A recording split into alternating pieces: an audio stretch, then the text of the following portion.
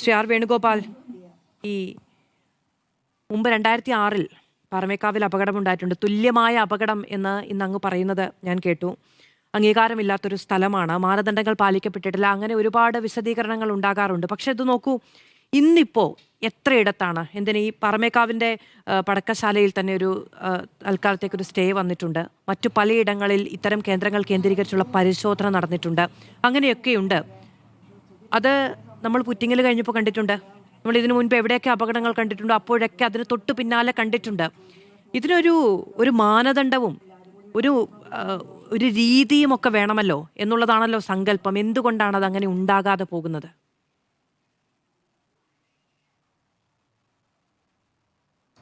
Rules and റെഗുലേഷൻസും ഈ conditions of ലൈസൻസും എല്ലാം ഇതെല്ലാം പറയുന്നുണ്ട്.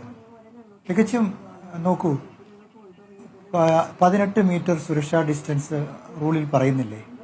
ഈ ജില്ലാ കളക്ടർ കൊടുത്ത ലൈസൻസിലും അതെല്ലാം പറയുന്നുണ്ട്. അതിൽ 12 മീറ്റർ സേഫ്റ്റി ഡിസ്റ്റൻസും അത് പറയുന്നുണ്ട്. അതുപോലെ തന്നെ ഇതുപോലുള്ള പൊതു തുറസായ സ്ഥലങ്ങളിൽ ഫയർ വർക്സ് മാനുഫാക്ചർ ചെയ്യാൻ നോക്കൂ. നിങ്ങൾ ചിന്തിച്ച് നോക്കൂ, ഇത്രയും തുറസായ സ്ഥലത്ത് ആരെങ്കിലും ഫയർ വർക്സ് മാനുഫാക്ചർ ചെയ്യൂ?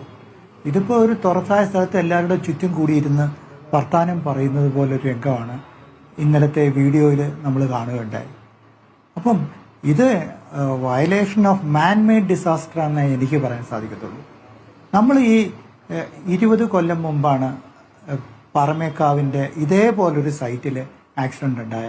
അതിൻ്റെ എൻക്വയറി ഓഫീസറായിരുന്ന ഞാനും അന്ന് ഇതിൻ്റെ നമ്മളുടെ റിപ്പോർട്ടിലും എല്ലാം പറഞ്ഞ് അത് കഴിഞ്ഞ് 20 കൊല്ലം ഒരു അപകടവും ഈ തൃശ്ശൂർ പൂരത്തിൻ്റെ സംബന്ധിച്ചുണ്ടായിട്ടേ ഇല്ല.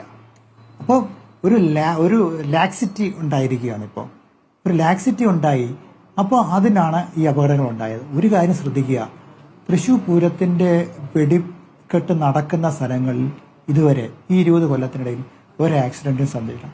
വളരെ സ്ട്രിക്റ്റായിട്ട് ജില്ലാ ഭരണകൂടവും പെസോയും എല്ലാം ഞാൻ 16 വർഷത്തോളം വേണുഗോപാൽ, ഇപ്പോൾ തൃശ്ശൂർ പൂരവുമായി ബന്ധപ്പെട്ട ഒരു വെടിക്കെട്ട് അപകടം ഉണ്ടായാൽ അവിടെ നമ്മൾ കൊടുക്കുന്ന ശുപാർശകൾ എന്ന് പറയുന്നത് ഇത്തരം പ്രവൃത്തികൾ ചെയ്യുന്ന എല്ലായിടത്തും ബാധകമാകണ്ടേ? ആ ഒരിടത്തേക്ക് മാത്രമല്ലല്ലോ. ഈ സുരക്ഷാ മുൻകരുതലുകൾ ഉണ്ടാകുന്നത് ഇത്തരം നിർമ്മാണ പ്രക്രിയ നടക്കുന്ന എല്ലായിടത്തും ബാധകമാകണ്ടേ? തീർച്ചയായിട്ടും. അതല്ലേ പുത്തുങ്കൽ ആക്സിഡന്റ് നടന്നത് ഒരു ഫയർവെയർ ഡിസ്പ്ലേ സൈറ്റിലാണ്. ഈ അപകടം നടന്നത് മാനുഫാക്ചറിംഗ് സൈറ്റിലാണ്. ഇതിന്റെ എല്ലാത്തിൻ്റെയും കേന്ദ്ര ഗവൺമെന്റ് നിയോഗിച്ച പുത്തുങ്കൽ എൻക്വയറി കമ്മീഷൻ അതിന്റെ ശുപാർശകൾ കേന്ദ്ര ഗവൺമെന്റിന് സമർപ്പിക്കുകയും അതനുസരിച്ചിട്ട് അവർ ആ കഴിഞ്ഞ 2024 എക്സ്പ്ലോസീവ്സ് അമെൻമെന്റിൽ ഈ ശുപാർശകൾ നടപ്പിലാക്കുകയും ചെയ്തു. അപ്പോൾ അതിലാണ് പുതുതായിട്ടുള്ള നിർദ്ദേശങ്ങളെല്ലാം തന്നെ വന്നിട്ടുണ്ട്. അതായത് സുരക്ഷിതമായിട്ട് എത്ര സേഫ്റ്റി ഡിസ്റ്റൻസ്, എന്തെല്ലാം നടപടിക്രമങ്ങളാണ് ഈ വെടിക്കെട്ട് നടത്തുന്ന ഓർഗനൈസേഴ്സ് നടത്തേണ്ടത്, അതിൻ്റെ ഡിസാസ്റ്റർ മാനേജ്മെന്റ് പ്ലാന്, ഏതെല്ലാം രാസപദാർത്ഥങ്ങൾ ഉപയോഗിച്ചു കൂടാ എന്നെല്ലാം ഈ പുത്തുങ്കൽ അപകടത്തെ തുടർന്നുള്ള നിർദ്ദേശങ്ങളിൽ വന്ന് അത് എല്ലാ ജില്ലാ ഭരണകൂടവും നടപ്പിലാക്കിക്കൊണ്ടിരിക്കുകയാണ്. അപ്പോഴാണ് ഇവിടെ മാനുഫാക്ചറിംഗ് സൈറ്റിൽ ഒരു അപകടം ഉണ്ടാകുന്നത്. അതും ഒരു വളരെ വലിയ ഒരു വയലേഷനാണ്. കാരണം ഈ സുരക്ഷാ ഡിസ്റ്റൻസുകളോ മാൻ ലിമിറ്റോ അല്ലെങ്കിൽ അതിലെത്ര ഡോറുകൾ ഉണ്ടായിരിക്കണം. നിങ്ങൾ കണ്ടുവല്ലോ, ടാർപോളിൽ വരച്ച് കെട്ടിയ റൂമുകളാണ് പലതും. അതിൽ തറയില്ല, തറയിൽ വിരിവിപ്പില്ല, ഒന്നും തന്നെ ഇല്ല. കുറെ ടാർപോളിൽ വിളിച്ചിരിക്കുന്നു അതിൻ്റെ മുകളിൽ. അതിനിടയ്ക്കാണ് ഇന്നലെ പല വിസിറ്റേഴ്സും ആ സ്ഥലത്ത് എത്തുകയുണ്ടായി. അവരുടെയൊക്കെ ചെരുപ്പുകളിൽ നിന്നോ കാലുകളിൽ നിന്നോ ഈ മൺതരികൾ, ഇപ്പോൾ ആ പറഞ്ഞ ആ വർക്കറായിരുന്ന ആ സ്ത്രീ, അവർ പറഞ്ഞത് കേട്ടുവല്ലോ നിങ്ങൾ, ഞങ്ങളിതെല്ലാം കുട്ടിക്കളഞ്ഞ ശേഷം മാത്രമാണ് ഞങ്ങൾ ആ സ്ഥലത്തേക്ക് എൻട്രി ചെയ്യുക. അപ്പോൾ അതല്ലാതെ വരുന്ന വിസിറ്റേഴ്സിനൊന്നും ഇതൊന്നും പറയില്ല.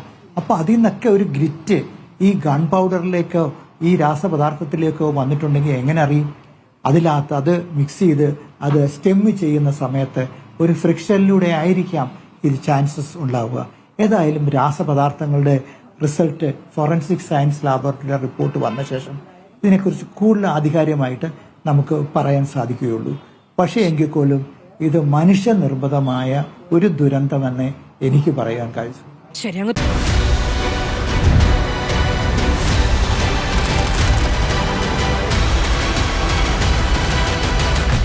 ഡിബേറ്റ് വിത്ത് മാധു സജി.